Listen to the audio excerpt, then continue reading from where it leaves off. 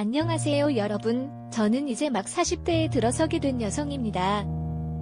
지옥 같은 결혼 생활을 마치고 화려한 싱글이 되었습니다. 현재는 병원 안에 커피숍을 운영 중인 사장입니다. 사실 전 제 명의로 된 커피숍을 차리고 인생을 살게 될 줄은 꿈에도 몰랐습니다. 원래 저라면 아직도 시댁에서 악몽 같은 결혼 생활을 견뎌내고 있을 거예요. 하지만 인생이 언제까지나 어둡고 냄새나는 시궁창만 이어지진 않더라고요. 어느 날 갑자기 비친 빛을 따라와 완전히 새로운 길이 펼쳐졌습니다.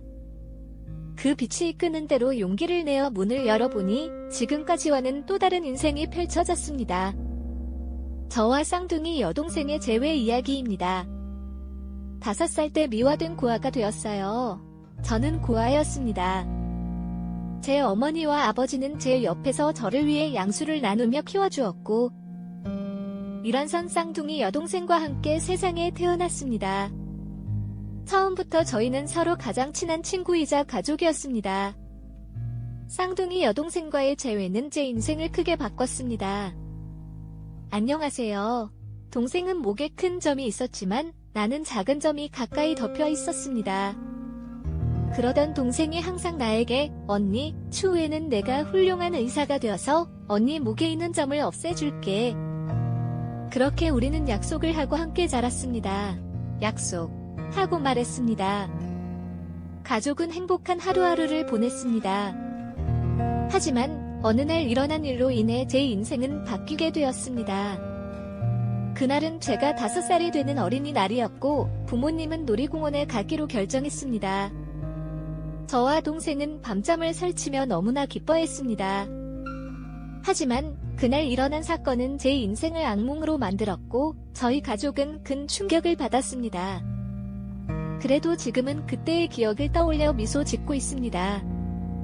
지민이가 노란색이 좋아서 우리 원피스를 바꿔 입었어요. 그런데 그 바뀐 원피스가 우리 자매의 운명을 뒤바꿀 줄은 몰랐죠. 우리는 아버지 차로 놀이동산으로 갔는데 기억에 많이 막혔어요. 가는 내내 신이 나서 어린이집에서 배운 노래를 합창하며 신나했죠. 부모님은 놀이동산에 도착하며 저희 둘에게 당부했어요. 모든 놀이기구는 줄을 서야 했고 사람들의 지어 부모님의 손을 놓치기 일쑤였어요. 우리는 줄을 서서 기다렸는데 멀리서 퍼레이드를 보는 사람들이 몰렸어요. 그 인파 속으로 휩쓸린 건 순식간이었습니다. 저는 가족과 멀어졌고 언뜻 본 마지막 모습 속 어머니에서는 저와 똑같은 노란 원피스를 입은 여자아이의 손이 잡혀 있었어요. 놀이동산에서 가족과 헤어진 후 길을 잃어버렸습니다. 결국 가족을 찾지 못했어요. 인파에 휘말린 끝에 경찰서에 갇혀버렸고 아무도 제가 고아임을 알아채지 못했습니다. 기억나는 것은 이름 외에는 아무것도 없었죠. 어린이집과 아파트 브랜드 외엔 주소도 부모님의 전화번호도 기억해내지 못했습니다. 그러고 보육원에 들어가게 되었고 그곳에서 아이들과 지내며 조금씩 적응했습니다.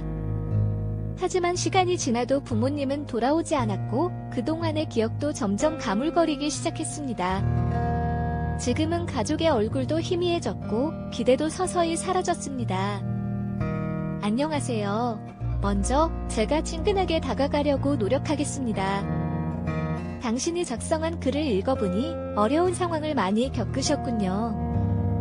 하지만 그런 상황에서도 당신은 열심히 일하고 노력했습니다. 그 노력이 결실을 맺어서 당신은 21살에 이미 멋진 직장인이 되셨군요. 멋있어요.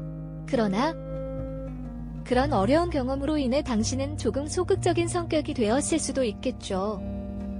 하지만 그것이 당신의 실력에는 아무런 영향을 미치지 않습니다.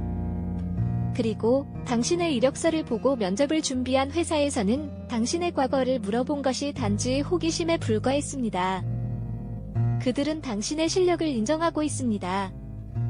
그렇다면 당신은 자신감 있게 앞으로 나아갈 수 있습니다.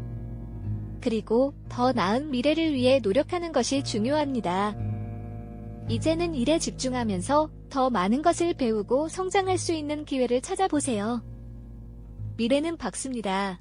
훨씬 많은 월급을 받지 못하지만 적금도 해봤어요. 그때 그날 회식을 하기로 한 날이었습니다. 상무님께서 제안하시고 다들 참석하게 되었어요. 회식 날 술을 조금 드시다가 과장님이 따로 부르셨더라고요. 과장님과는 증시, 나이 많은 남자 등 다양한 이야기를 나눴어요. 그러던 중 갑자기 과장님이 저한테 연애를 시작하자고 고백하셨어요. 전 남자친구가 없었던 터라 당황스러웠지만 과장님의 웃는 얼굴을 보니까 마음이 따뜻해졌습니다. 그리고 그날부터 우리의 연애는 시작되었어요. 연애를 하기 시작한 지 2년 정도 지난 후 과장님이 제게 청혼을 하셨습니다. 그때 전 대학을 가고 싶었고 할 일도 많았기 때문에 결혼에 대해 망설였습니다. 하지만 다른 한편으로는 혼자라는 생각이 불안했고 결혼이라는 단어가 편안하고 안정적으로 느껴졌습니다. 그렇게 결혼을 하게 되었지만 제 부모님이 없다는 것이 걱정이었습니다. 하지만 과장님께서는 너무 걱정하지 마. 우리 부모님도 널 선입견 없이 받아줄 거야 라며 위로해 주셨습니다. 결혼식까지 잡은 상황이기 때문에 결혼을 하게 되었지만 상견례 때 부모님께서 제가 고아 출신이라는 것을 이미 알고 있었기 때문에 불편한 상황이었습니다. 그래도 결혼을 하게 되어서 너무 기뻤고 앞으로도 잘 살아갈 수 있을 것 같아서 눈물이 날 정도로 기쁘기도 했습니다. 결혼 생활은 어려웠지만 우리가 함께해서 이겨냈어요. 감사합니다.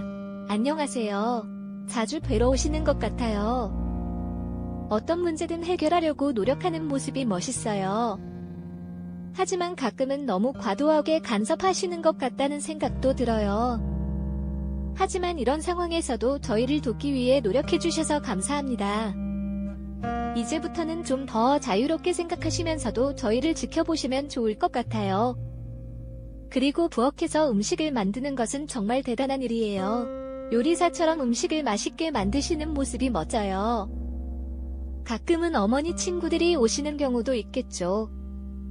그럴 때는 다 같이 즐거운 시간을 보내면 좋을 것 같아요. 이제는 자신감을 가지고 부엌에서 음식을 만들어 보세요.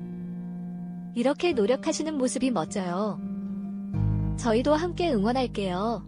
20년 만에 마주본 쌍둥이 자매는 서로를 한눈에 알아보았다. 그러나 자매 중 한 명은 그날 옷을 바꿔 입고 싶다고 거짓말을 했던 것이 후회되었다. 이유는 그 자신이 아니라는 것이었다. 그녀는 자신이 노란 옷을 입고 있었고 그녀의 엄마와 함께 다니던 아이와 그 엄마가 그녀가 그 아이일 것이라고 착각했기 때문이었다. 그리고 결국 그녀는 저를 잃어버리게 되었다. 부모님은 건강한지 물어보았지만 그녀는 이제 그 이야기를 끝내야 했다. 그 후 그녀는 의사가 되었고 그녀에게 점이 있던 자신의 언니를 찾아내어 그 약속을 지켰다. 이제 그녀는 이혼을 하기로 결심했고 그녀의 자매와 함께 가족을 되찾으러 갔다. 이제 그들은 서로의 삶을 찾아보기로 결심했다.